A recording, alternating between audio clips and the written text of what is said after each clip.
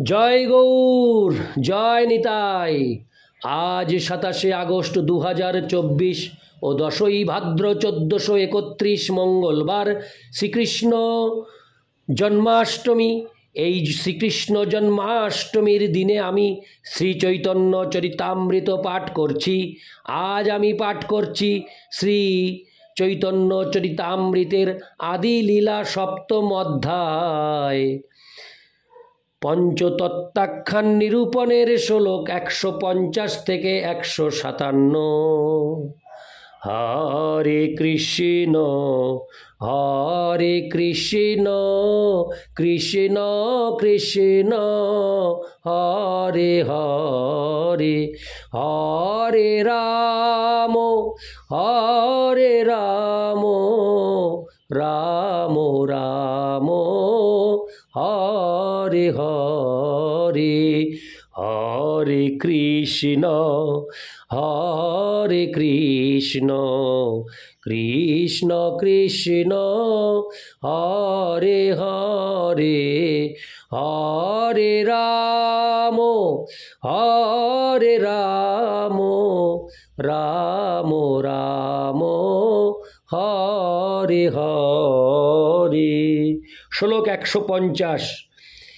এই মতে তা সবার ক্ষমি অপরাধ, সবাকারে কৃষ্ণ নাম করিলা প্রসাদ। শ্লোকার্থ: এভাবেই শ্রী চৈতন্য মহাপ্রভু মায়াবাদী সন্ন্যাসীদের সমস্ত অপরাধ ক্ষমা করলেন এবং অত্যন্ত কৃপাপূর্বক তাদের কৃষ্ণ নাম দান করলেন। তাৎপর্য: শ্রী চৈতন্য মহাপ্রভু হচ্ছেন পরমেশ্বর ভগবানের পরম করুণাময় অবতার।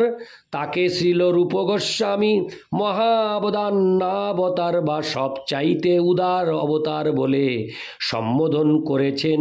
শ্রীল রূপ গোস্বামী আরও বলেছেন, করুণয়াবতৈরিণ কলৌ, তার অপার করুণা বিতরণ করার জন্য তিনি এই কলিযুগে অবতরণ করেছেন। এখানেই তা প্রমাণিত হলো। মায়াবাদী সন্ন্যাসীরা শ্রীকৃষ্ণের চরণে অপরাধী বলে মহাপ্রভু তাদের মুখ দর্শন করতে চাননি, কিন্তু এখানে তিনি তাদের সকলকে ক্ষমা করলেন। তা সবার ক্ষমি অপরাধ। প্রচারের এটি একটি আদর্শ দৃষ্টান্ত। আপনি আচরি ভক্তি শিখাইমু সবারে।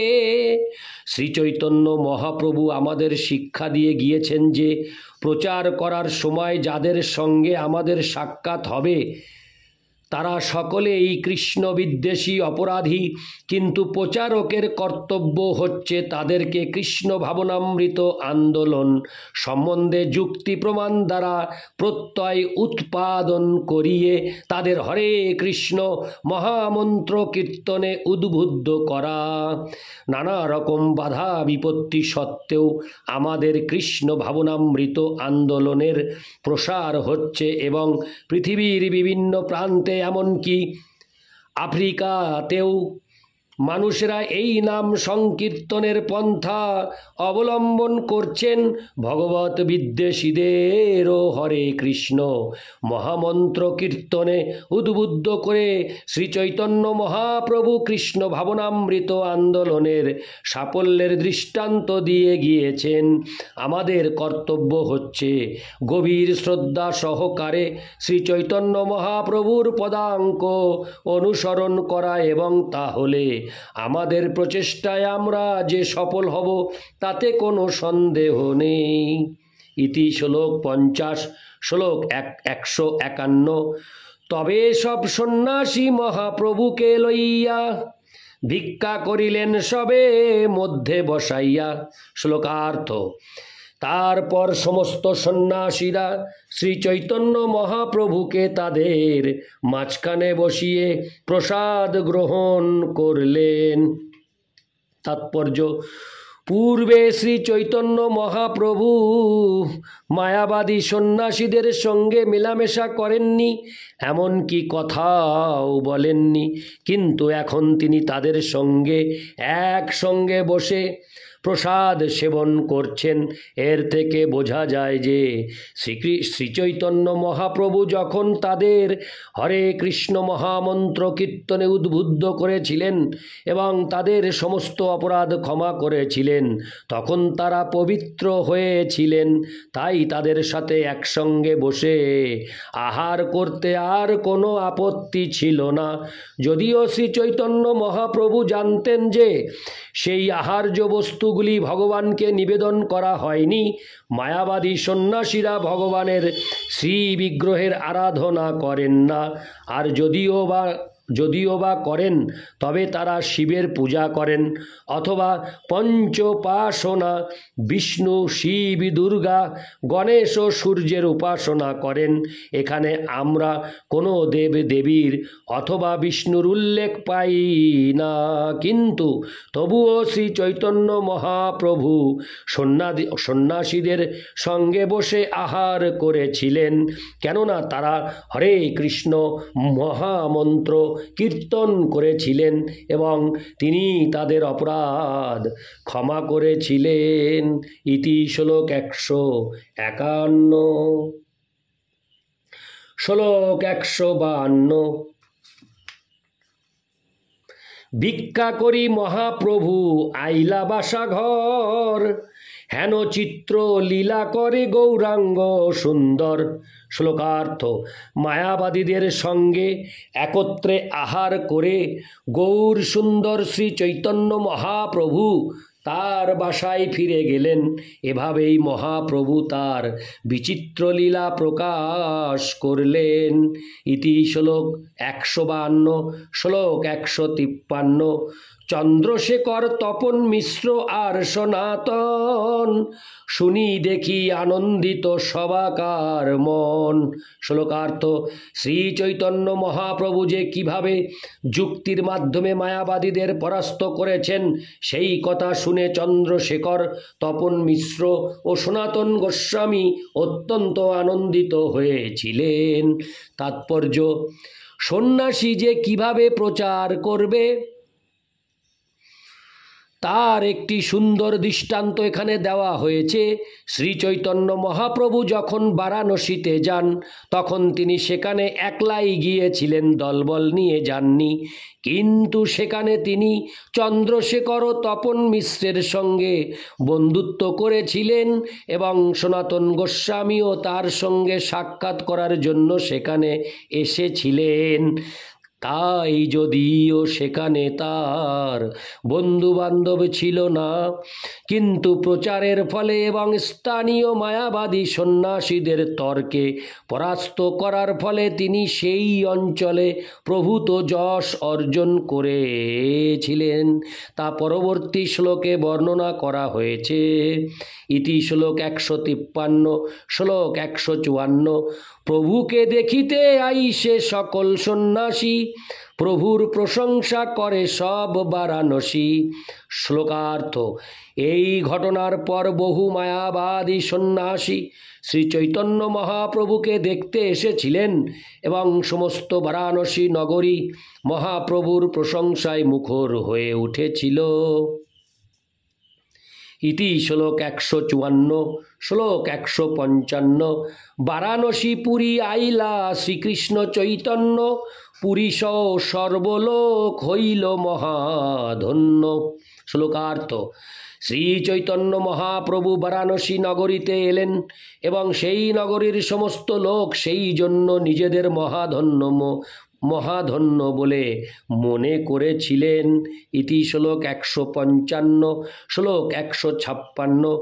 লক্ষ লক্ষ লোক আইসে প্রভুকে দেখিতে, মহাভিড় হইল দ্বারে নারে প্রবেশিতে। শ্লোকার্থ: মহাপ্রভুকে দেখবার জন্য লক্ষ লক্ষ লোক আসতে লাগলো, ফলে গৃহের দরজায় ভীষণ ভিড় হলো এবং তারা গৃহে প্রবেশ করতে পারল না। ইতি শ্লোক 156। শ্লোক 157।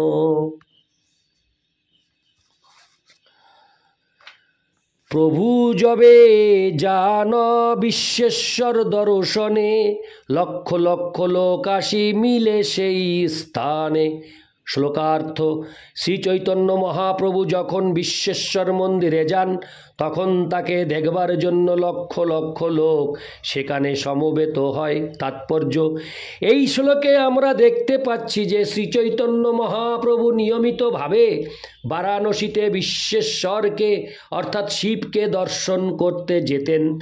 বৈষ্ণবেরা সাধারণত দেবতাদের মন্দিরে যান না, কিন্তু আমরা এখানে দেখতে পাচ্ছি যে শ্রী চৈতন্য মহাপ্রভু নিয়মিতভাবে বারাণসীর অধিষ্ঠাত্রী দেবতা বিশ্বেশ্বর মন্দিরে যেতেন।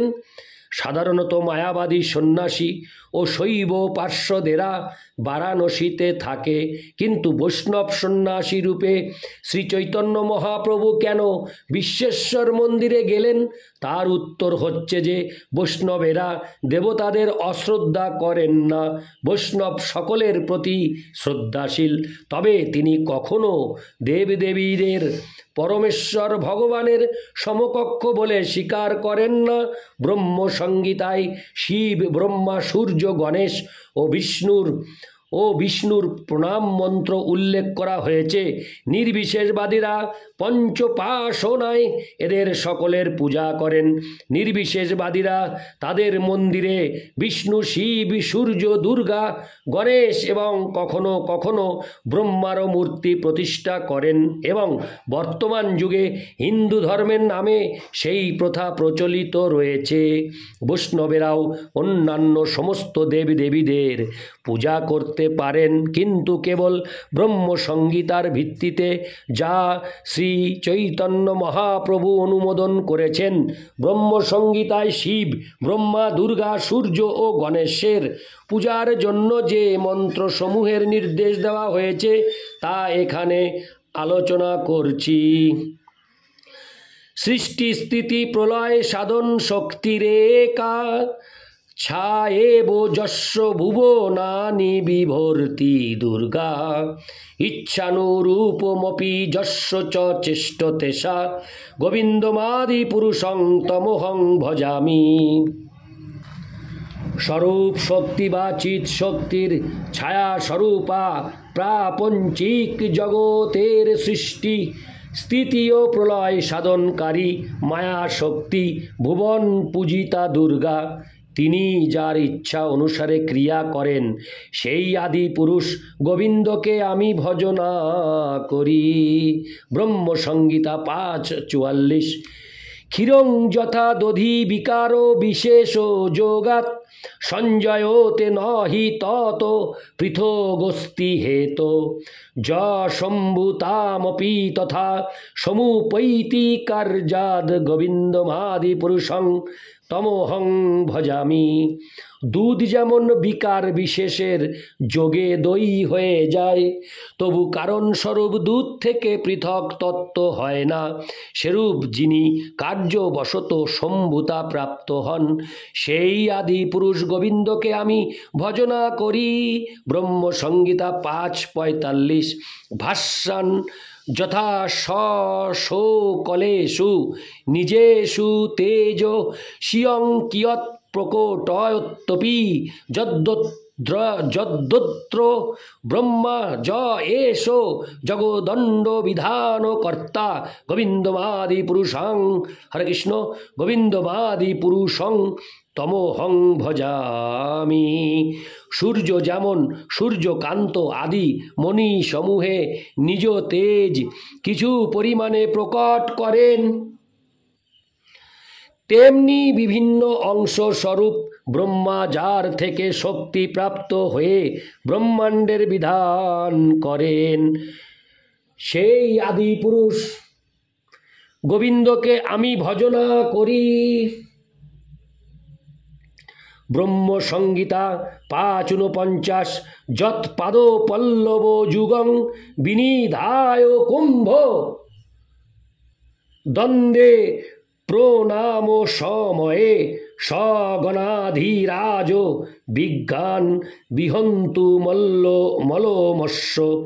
বিজ্ঞান বিহন্তু হরে কৃষ্ণ বিহন্তু মলমস্য জগৎ এ অশ্ব গোবিন্দমাদি পুরুষং তমোহং ভজামি।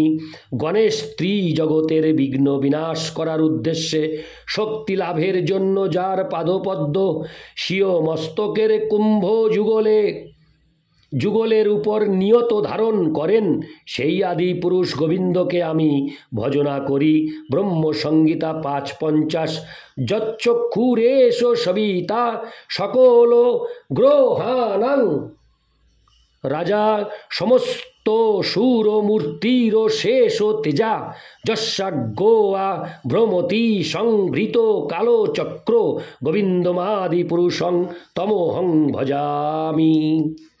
সমস্ত গ্রহের রাজা, অশেষ তেজ বিশিষ্ট স্বরমূর্তি সবিতা বা সূর্য, জগতের চক্ষু স্বরূপ, তিনি যার আজ্ঞায় কালচক্রে আরূঢ় হয়ে ভ্রমণ করেন, সেই আদি পুরুষ গোবিন্দকে আমি ভজনা করি।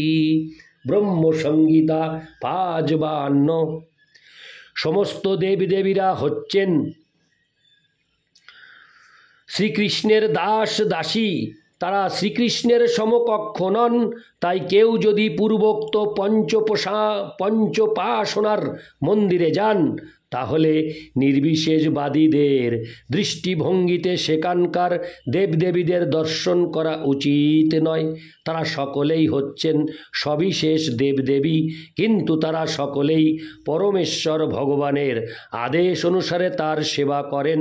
যেমন শঙ্করাচার্য হচ্ছেন শিবের অবতার, সেই কথা পদ্ম পুরাণে বর্ণিত হয়েছে। তিনি পরমেশ্বর ভগবানের নির্দেশ অনুসারে মায়াবাদ দর্শন প্রচার করেন। সেই বিষয়ে আমরা এই পরিচ্ছেদের ১১৪ শ্লোকে আলোচনা করেছি।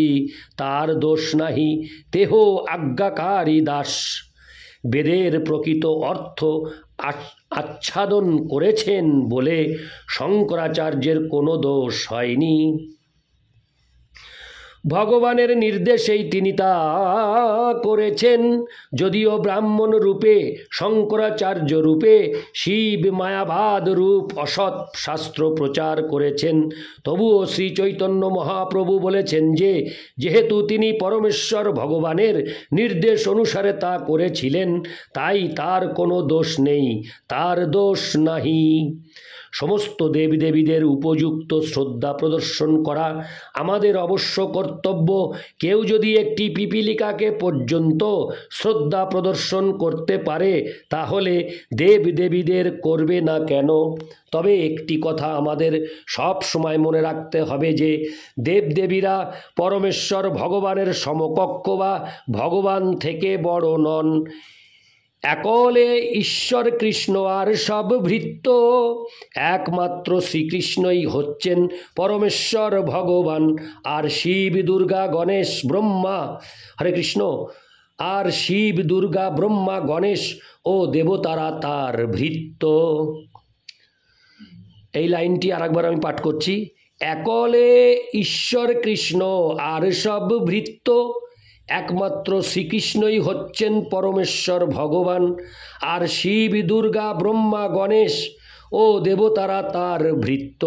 সকলেই পরমেশ্বর ভগবানের সেবা করছেন। আর আমাদের মতো নগণ্য জীবদের কি কথা? আমরা অবশ্যই পরমেশ্বর ভগবানের নিত্যদাস। মায়াবাদ দর্শন অনুসারে দেবদেবী, জীব ও পরমেশ্বর ভগবান সবই সমপর্যায়ভুক্ত। তাই এটি হচ্ছে বৈদিক জ্ঞানের সবচাইতে মূর্খতাপূর্ণ সিদ্ধান্ত। ইতি শ্লোক ১৫৭। হরে কৃষ্ণ হরে কৃষ্ণ কৃষ্ণ কৃষ্ণ হরে হরে, হরে রাম রাম রাম হরে হরে, হরে কৃষ্ণ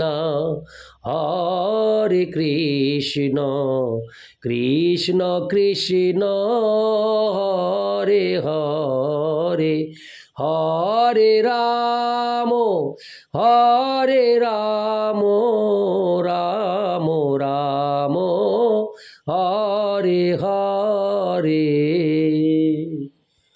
জয় গৌর, জয় নিতাই, রাধে রাধে, হরে কৃষ্ণ, হরি বল।